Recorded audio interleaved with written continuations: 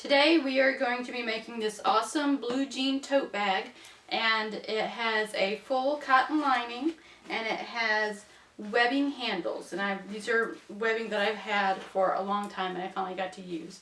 I hope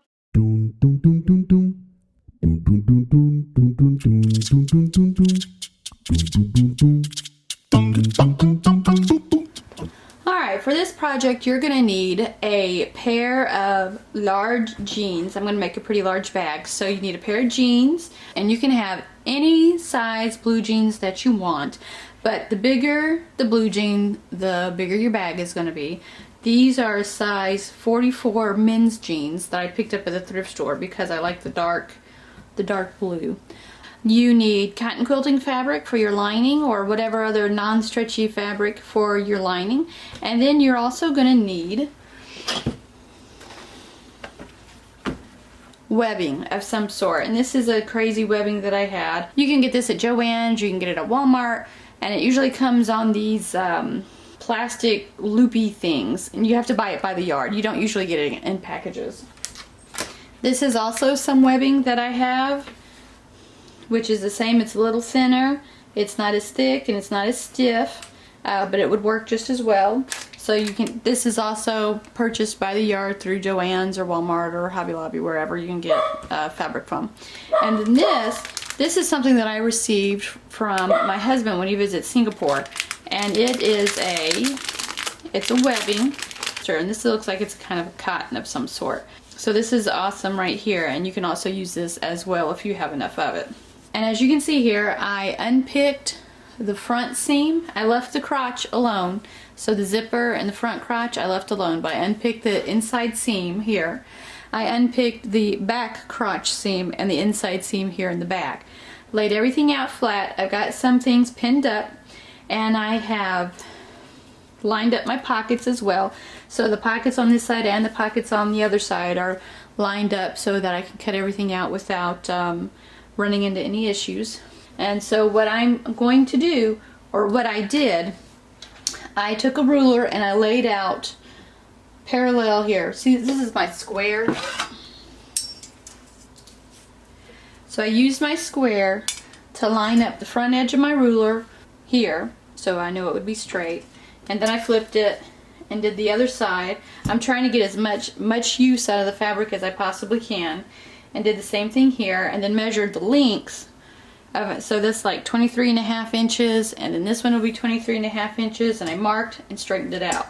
So when I make my bag, my pockets are going to be slightly crooked, but that's okay. I'm alright with that. That's not a big deal. Okay, so now that I have everything pinned in place, I'm going to go ahead and cut it out. So all this extra fabric I have from the bottom of the leg, I'm going to save it for later, because I can make, look at how much fabric I have left. That's a lot. We can make some zippy bags, I can make some pencil cases, I can make a smaller bag of some sort. That's going to be awesome.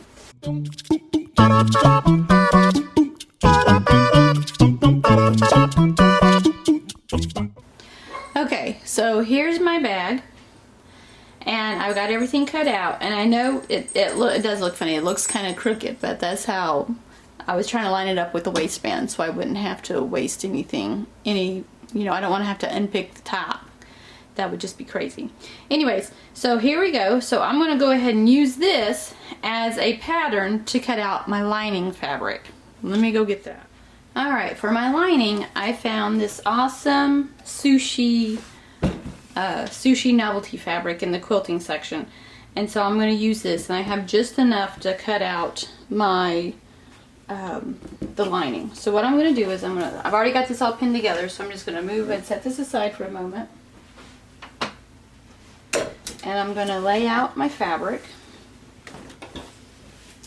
I had to go back and iron it because of all the wrinkles, so I ironed it all out nice and neat. Okay, so I'm going to use my blue jeans. I'm going to use my blue jeans as the pattern. Make sure it looks good. And now I'm just going to cut with my scissors around the fabric and cut it all out.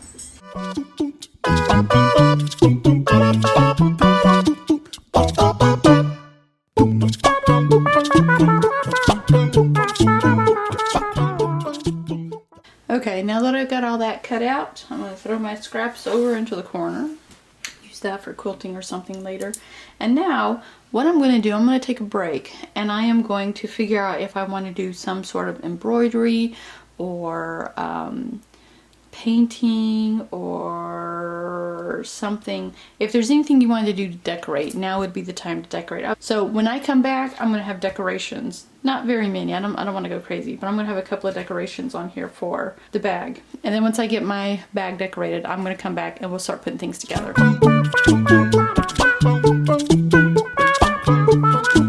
So you guys might see something a little different now. I am actually filming this with a new overhead contraption that my husband made for me. So right in the middle of filming this video, my husband brought this in and I'm like, this is awesome. So hopefully you guys will be able to see this a little bit better now. To continue making our bag, I went ahead and I embroidered I Love Sushi here on the back. I didn't find any other sushi embroideries that I really liked. I was looking for something cute, but for right now I'm just going to leave it at that. And we'll continue making the bag. So as you can see here, I have my bag.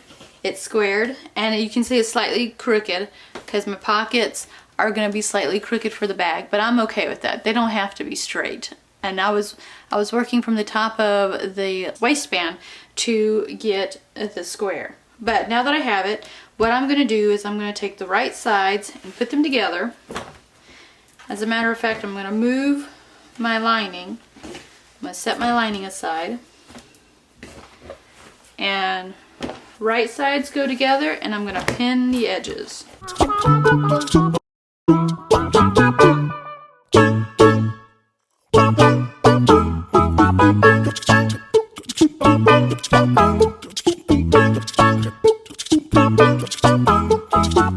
Okay, so I got the side seams ironed too, but I did the side seams and I did the bottom, and then I went back and just ironed the side seams flat here so that they're nice and flat there, especially here at the top.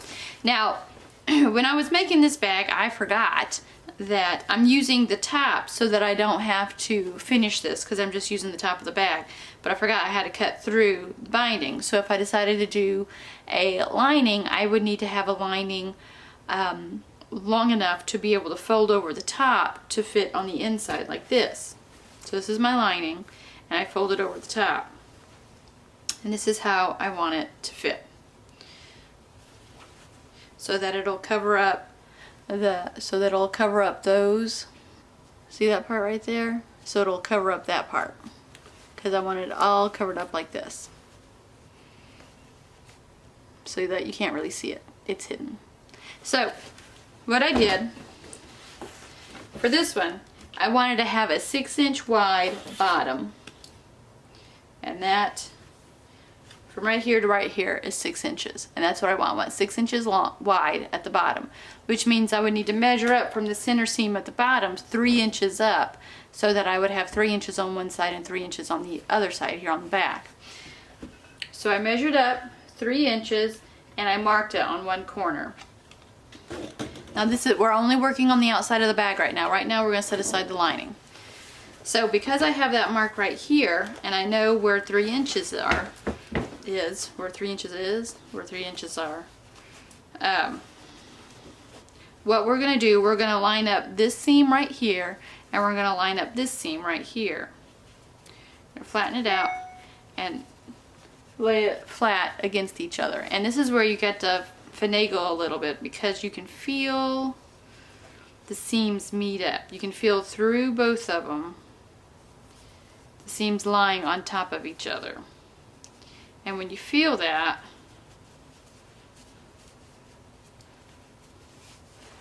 you can pin it.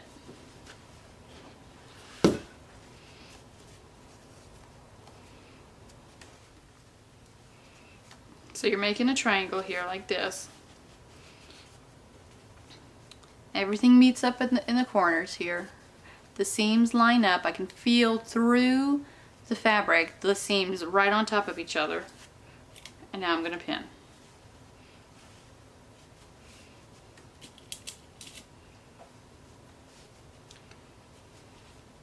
And because I had my mark marked, so this is 3 inches from here, so you can either mark that way 3 inches from the tip, like that. So 3 inches from the tip, and then you can mark it straight out that way, or you can measure it like this. Since I had my mark there prior, you can hardly see it, but I can see it. And then you can measure out this way.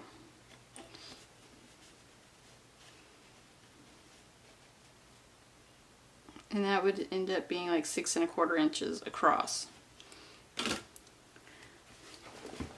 But since I have that, let us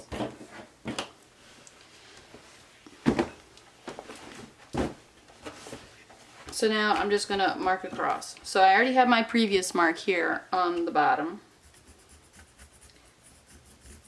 That's the mark I marked prior. So now I'm just going to mark it across.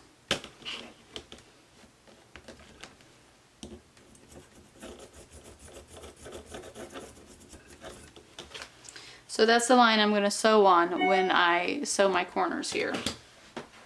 And so now I just need to do the other side. Okay, there you go. So now I have my lines for both my corners. I'm going to sew across those lines, and then I'm going to trim it to 1/4 inch, maybe 1/4 inch, so that we can have the bag that stands up. So let me go do that, and I'll be right back. I sewed up the corners, but I'm here at a standstill now, because as I'm looking at my bag, I stood it up, and this is like a really tall bag, which I guess would be fine. It's a tall bag, but it has a narrow bottom, and unfortunately I didn't plan for that.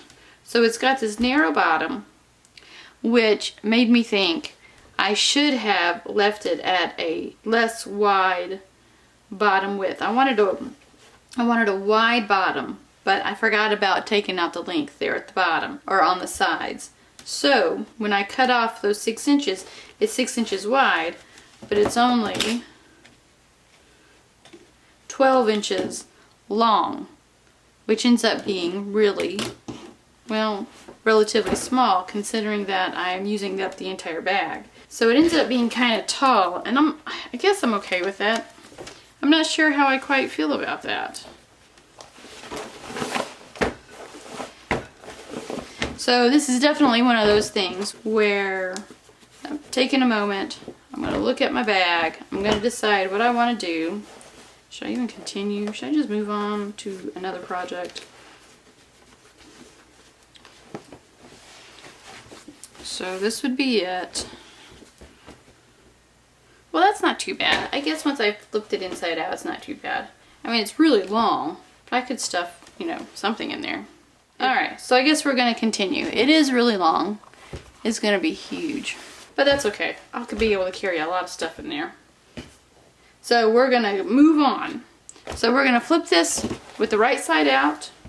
Pockets tucked in. And we're going to set it aside because now we're going to work on the lining.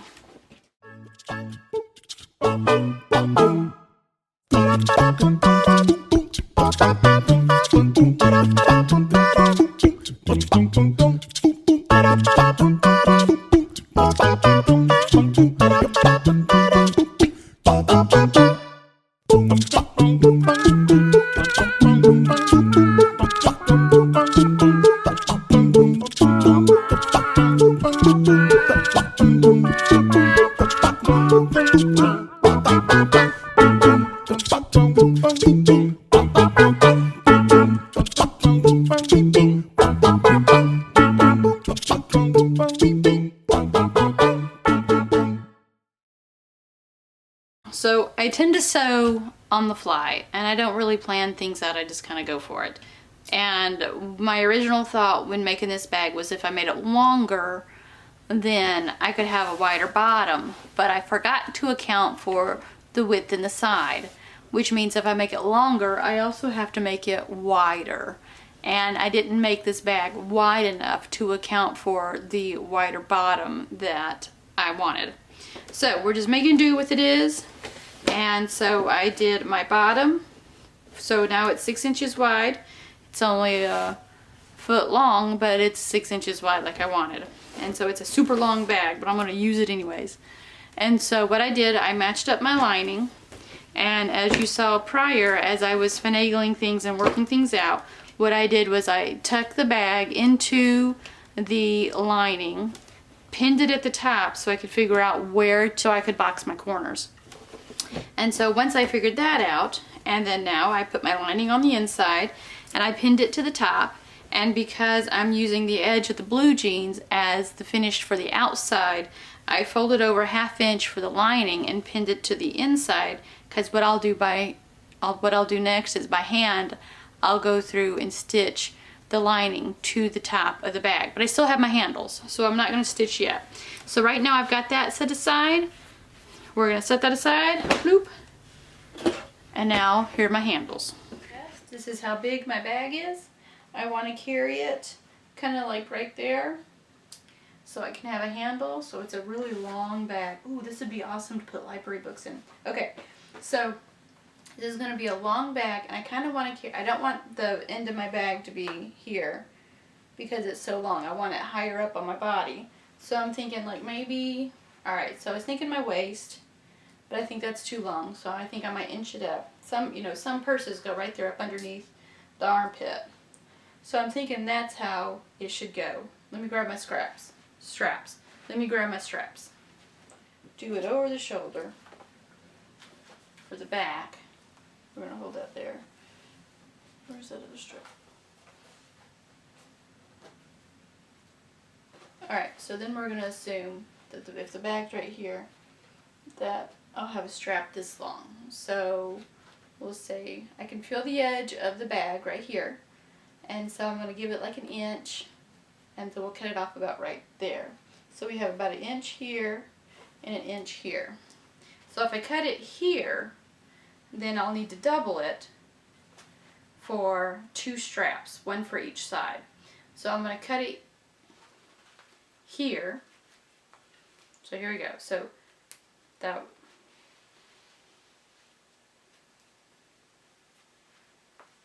I'm going to cut this right here.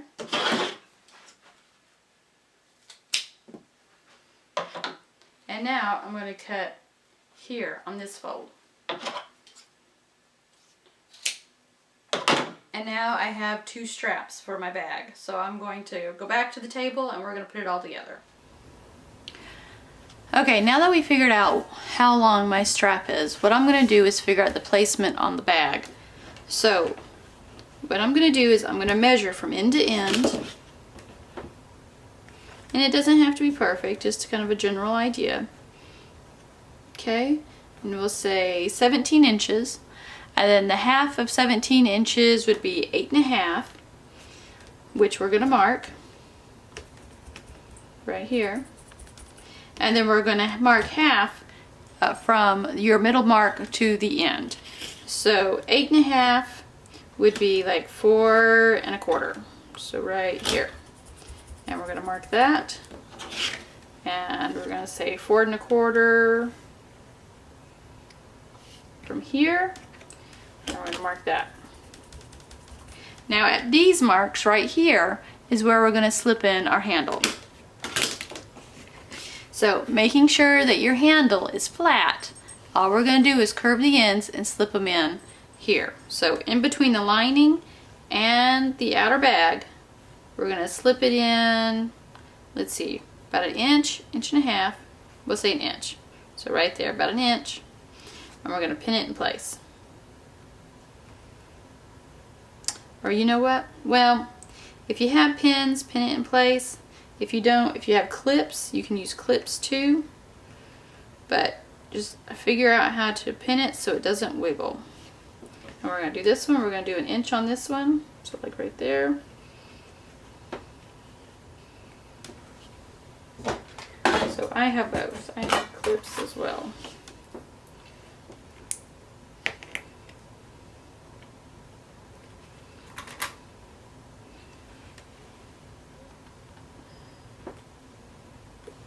Okay, so you've got it in on both sides. You've either pinned or clipped, and now we're just going to flip it over to do the other side. Okay, so now what we're going to do, I was going to hand stitch the top all the way around, but I decided that hand stitching takes forever. And because I have handles here, I want to make sure they are stitched in securely. Hand stitching will absolutely do that, but it just takes forever. Well, I might do it anyways. Yeah, you know what? I'm going to do it anyways, just because if I try to put this underneath the sewing machine, my particular sewing machine, I don't know what your sewing machine will be like, but my particular machine, it will have a hard time going over the belt loops and the thickness that is here for the straps and the belt loops. And because it's denim, and you need to have a denim needle in anyways, sometimes sewing machines start giving you problems when they have really thick fabric to sew over. So I'm just going to do this by hand. So I'm going to...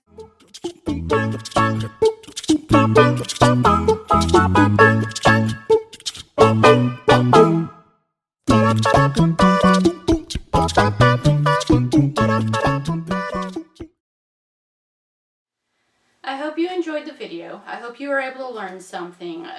I typically sew on the fly, meaning I don't have a plan, which I should have had this time around. I should have had my measurements more accurate, but I kind of had an idea in my head and I just went for it. And that's how I tend to do things, unless I'm doing something like clothing. Clothing you have to be more precise on, but a bag, you can get away with some things. So this bag is going to end up being my library bag. It's huge and it's long and I love it.